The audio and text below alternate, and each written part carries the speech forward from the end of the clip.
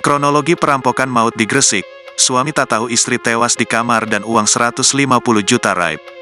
Peristiwa dugaan perampokan maut terjadi di Desa Imaan, Kecamatan Dukun, Kabupaten Gresik, Sabtu, tanggal 16 Maret tahun 2024 pagi.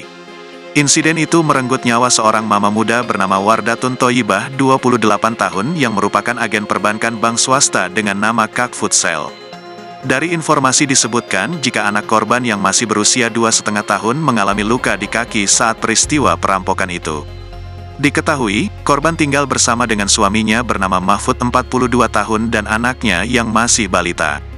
Wardatun ditemukan tewas di tempat tidur dengan 4 tusukan ke tubuh dan uang 150 juta serta perhiasan yang disimpan di lemari dilaporkan hilang. Sementara sang suami yang saat itu tidur di ruang tamu tak menyadari jika terjadi perampokan yang menyebabkan nyawa istrinya melayang. Diketahui peristiwa berdarah itu terjadi pada dini hari saat orang sibuk menyiapkan sahur.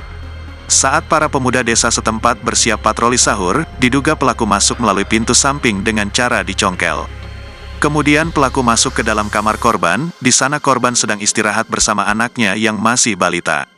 Ternyata, Mahfud sang suami tidak mengetahui detik-detik saat kejadian itu berlangsung.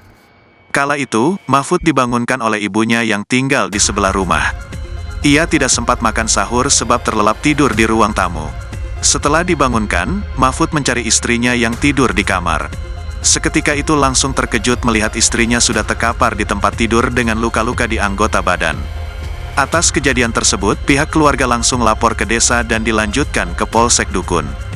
Setelah pemeriksaan dan olah TKP, jenazah Wardatun langsung dibawa ke RSUD Ibnu Sina Kabupaten Gresik untuk dilakukan otopsi.